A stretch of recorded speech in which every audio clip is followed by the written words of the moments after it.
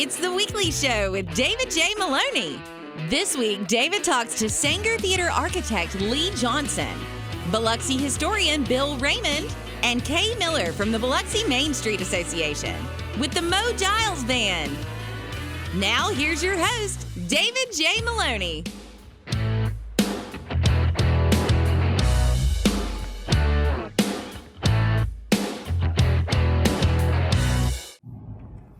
Welcome to everyone at home, and normally I would say our studio audience, but we do not have one today. We are in the historic Saenger Theater for a series of 4 shows. The theater is, well, they're looking to renovate the theater, so any laughing or any of that stuff is actually going to be our guests, friends of our guests, our band, our staff. That's essentially my studio audience for the next 4 shows.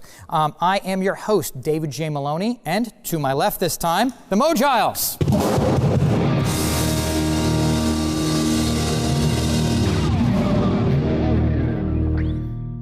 It was recently reported that thieves stole thousands of pumpkins from an Arkansas pumpkin patch. Police hope to recover the pumpkins before they go under the knife to change their appearance. That deserved a drum riff because that was actually a really bad joke. And right up the street in Hermitage, Arkansas, other thieves cleaned out a pumpkin farm. Needless to say, the farmer is out of his gourd. In Arizona, a high school football coach resigned after being accused of running up a score 60-0 a few weeks ago. Obviously, the win was a humiliating loss for their opponents, the Cincinnati Bengals. Former Hilton Hotel CEO Barron Hilton recently passed away at the age of 91. Ironically, he could have lived longer, but he failed to request a late checkout. We'd like to wish a happy belated birthday to HUD Secretary Ben Carson, who recently turned 67. If you want to send a gift, I'd suggest Red Bull. If you were unaware, October is National Cybersecurity Awareness Month, or as Hillary Clinton calls it, October. If you've never seen the weekly show before, keep watching. We typically feature one local guest, somebody that you may already know or may want to know more about, one big name guest. For the next few weeks, we are on location here inside the beautiful Saenger Theater as we spotlight this historic Biloxi staple. On tonight's show, we've got the lead architect of the Saenger renovation, Leigh Jaunsen. And then we have after that the City of Biloxi Historical Administrator, Bill Raymond, and Biloxi Main Street's Kay Miller. So stick around, and we'll be right back.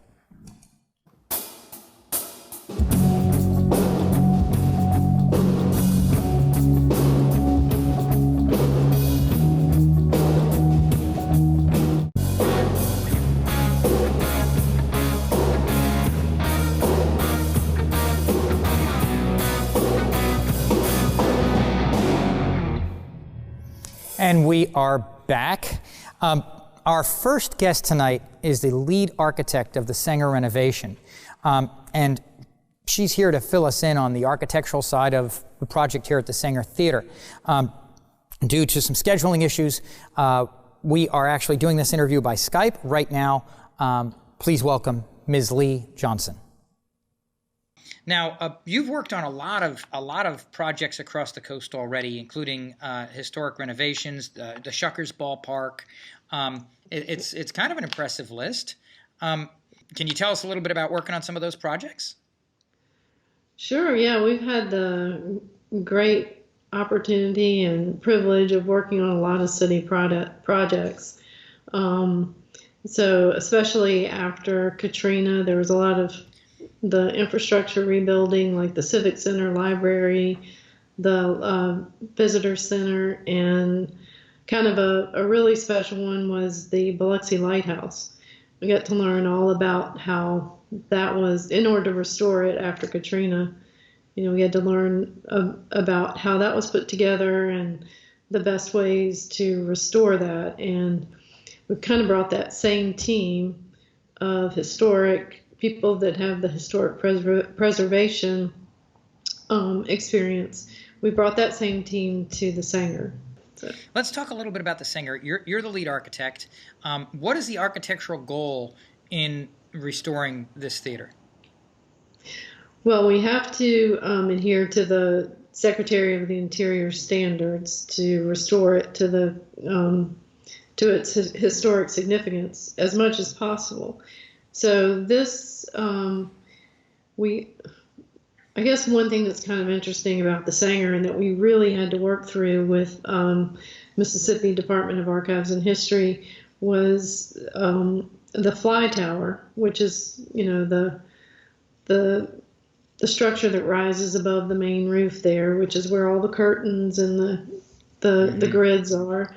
That was built with speed tile, which is which you can still see. It's the sort of clay masonry, lighter colored masonry that's at the top. Well, that's not a very stable kind of building piece anymore, and so we don't. So do you replace it with something that? I mean, do you build back what was not really structurally?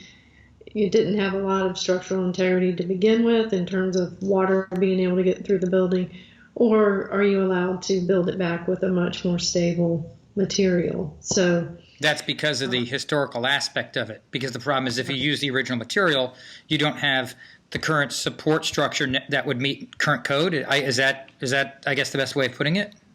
Yes, and I think even if we could have met current code, the material allows water to pass through the building.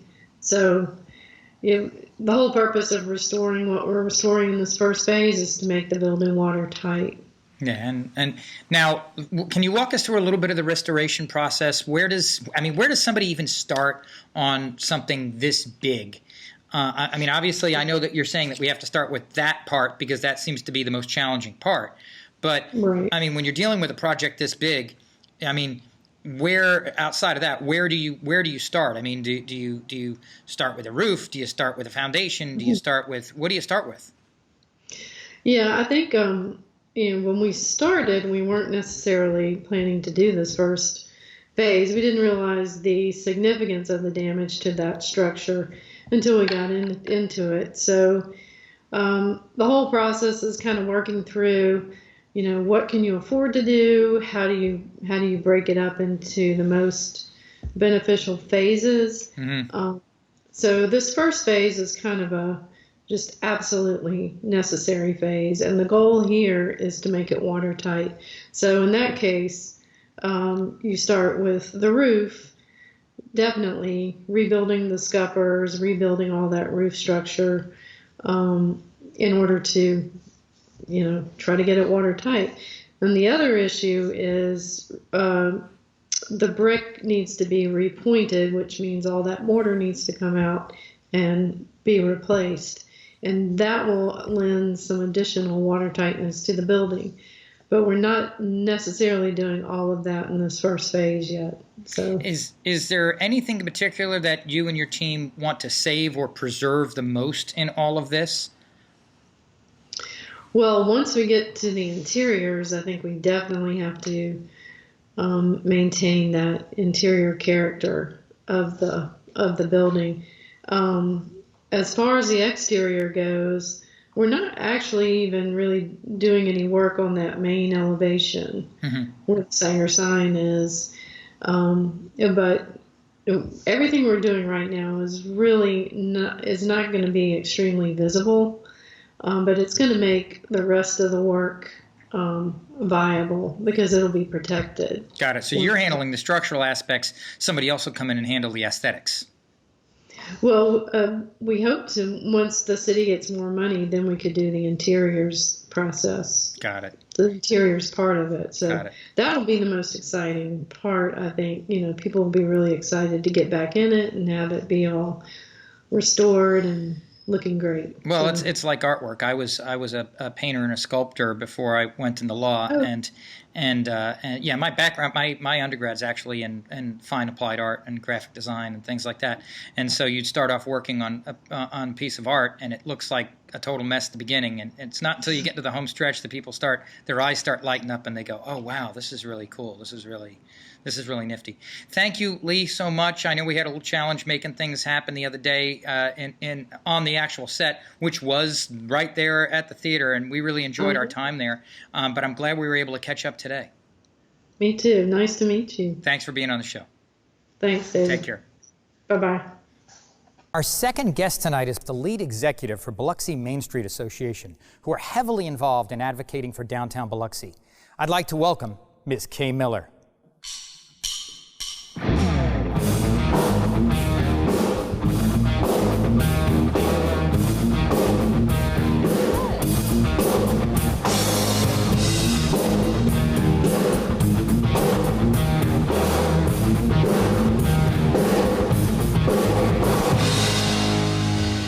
So Kay, for people who don't know you already, tell us a little bit about yourself. Well, I have been the Biloxi Main Street Executive Director for 17 years now, since my office started out on the Biloxi Town Green prior to Katrina. And we have just seen lots of happenings since then, and all kind of things. We've got great things coming now. We're finally making progress downtown Biloxi, so we're really excited. Tell us a little bit about Biloxi Main Street. Okay, Biloxi Main Street's a 501c nonprofit, and we are under the City of Biloxi, and we work with the City of Biloxi on a lot of things. I'm actually a City of Biloxi employee, and right now, one of our biggest things that we're doing is a grant program in the conjunction with the City of Biloxi on focusing on getting more housing downtown. So that's one thing we desperately need, is to be a 24-hour city. So we need people living downtown. We need a lot more people living downtown. And so we've got grants that we're giving to people that are building living units. Now that's interesting, because you say Biloxi being a 24-hour city. Just because of the casinos, I naturally presumed that to some extent it was kind of a 24-hour city. It sort of is, but you need people living downtown, and you need people being able to, having a grocery store downtown, having shops downtown, everything that they need downtown, and not having to go out of it. So when you have people living downtown, that just sort of naturally happens. So you mentioned Katrina. I know that between Katrina, the BP oil spill, there's probably been some things that you guys have really had to do some special work to try to deal with, right? Oh, absolutely. We're still dealing with all of those aspects, believe it or not, and trying to get retail to stay downtown, and finding a viable audience, and if we create that downtown living, that's going to, give more people downtown. We're so excited. The district coming up downtown, what Mayor Gillich has done with creating the new Howard Avenue with the beautiful brick pavers. There's a lot of interest and history, and of course renovating this building here, hopefully to come soon. So lots of things going to happen. Yeah, and I drove down that brick street on the way here, and I looked at it and I went, okay, this looks like a street that is ready to just be, completely, for lack of a better way of putting it, refurbished, remodeled. Absolutely. We've got a lot of new businesses coming downtown. We have one that opened this week. It's called the Nutrition District, so a little nutrition shop with smoothies, shakes, and teas. So that's actually in our first grant project that we've done that was a multi-use. It's got offices and the Nutrition District downtown, and 2 apartments up top. So there are grants that businesses can get to help, I guess, promote them coming downtown? Absolutely. And where would they find out about these things? On the Biloxi Main Street webpage. Okay, and what is that, so we can post it up on our screen? Biloxi Main Street, mainstreetbiloxi.com. Okay. That one's Main Street Biloxi. Got it. Now, I'm going to look at my card for this one. We were talking about Katrina and the BP oil spill, and what can you tell me about the changes between 2005 and today?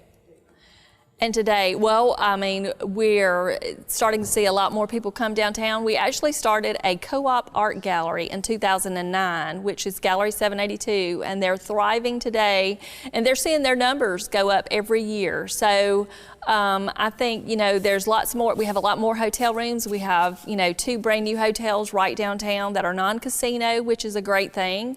And we've got a lot of great restaurants downtown. So a lot of those have come since that has happened. So we're here in the historic Saenger Theater.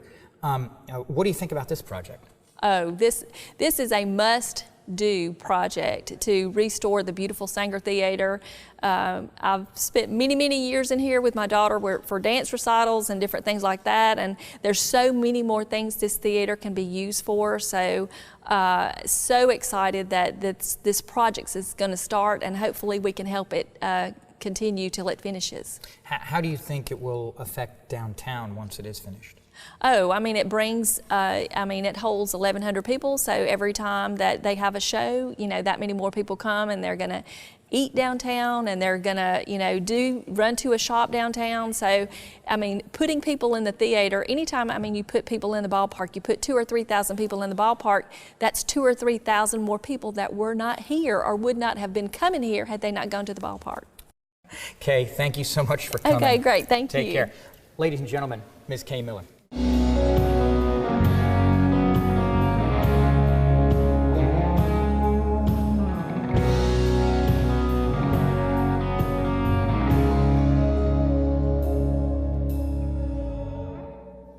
And we are back.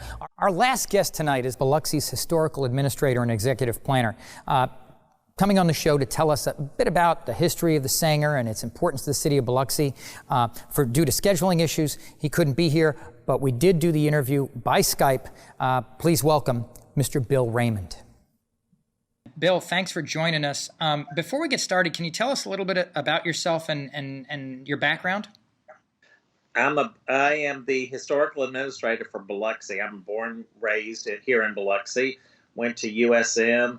Actually started my career off in economic development, working for downtown redevelopment, and transitioned into historic preservation later in life.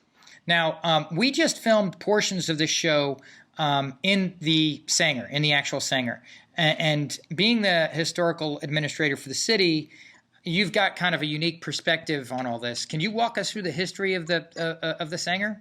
Well, there's one thing I left out in my little bio to you was my first job with the city of Biloxi. I was the Saenger Theater manager.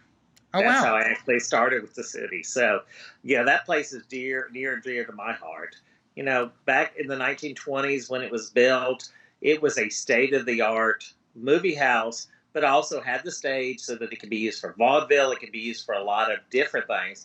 And it was one of many, and there were a number just in that downtown between Lemieux Street and Raynard Street where the Saenger is, there were 4 theaters in that 2-block area. So that tells you how important downtown was. And the Saenger stood through all of it, whereas the other theaters are now just gone. Now, there's one building left that was a theater, and that's the Bancorp South building on Howard Avenue, was originally the Duquette Theater. Got it. Now, being the executive planner for the city, how does the Saenger fit into the city's plans for the future? Well, we really are looking at downtown for entertainment and as a draw for not only locals but for tourists. And really that entertainment district, the Saenger is central to that piece because, the Saenger is a draw for downtown. That's almost 1,000 seats for that drawing people for performances downtown.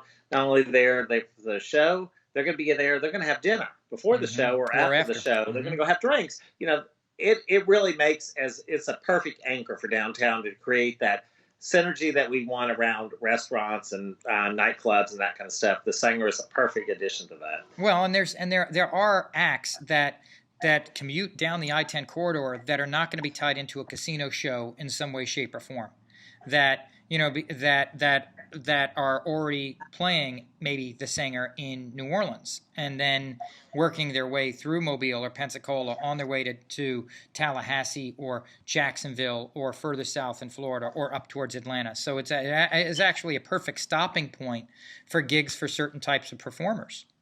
You're exactly right. And there are performers that like a house that has atmosphere, which the Saenger does. It's a great size, being a little less than 1,000. It's not some huge arena, and they can really, with the smaller house, they can feel that connection to the audience, and that's something they really loved, and something I've heard over the years as different people perform in that facility. They really love the sound quality that they get out of the building, plus they like the intimacy of it.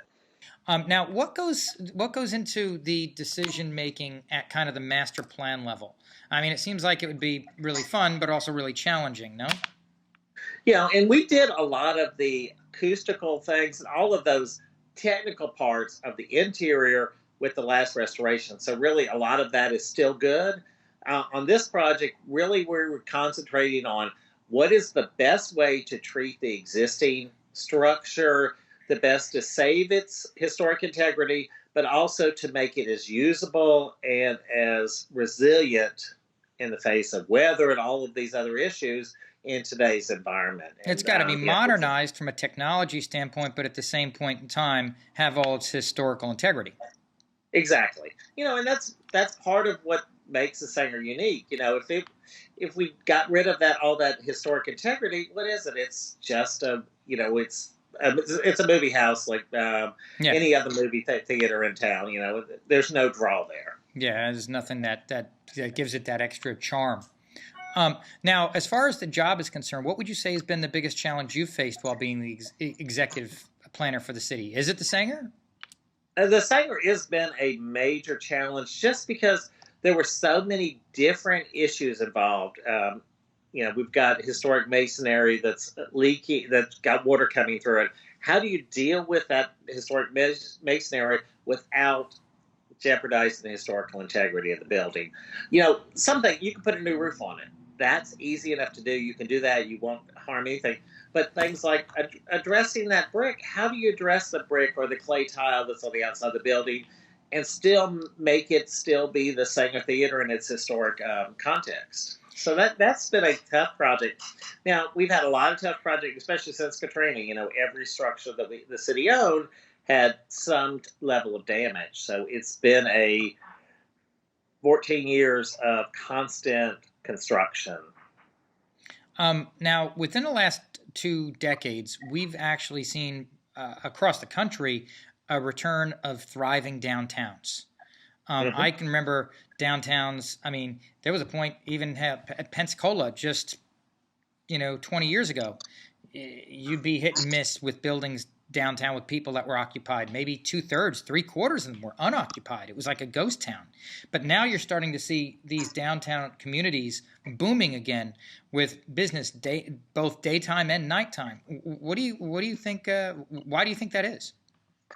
I think it's people are looking for something different. They're looking for that unique experience. You can't get it in the suburbs. You can't get it in a mall, but you can get it in downtown. Downtown Biloxi is unlike any other downtown in the country. So that's a unique drawing point, and people are looking, visitors and residents are looking for that unique experience. People need to be challenged and to see something new I think in today's society, people really need something new, something fresh constantly. So I think that really has made a difference in downtown and how downtowns are perceived across the country.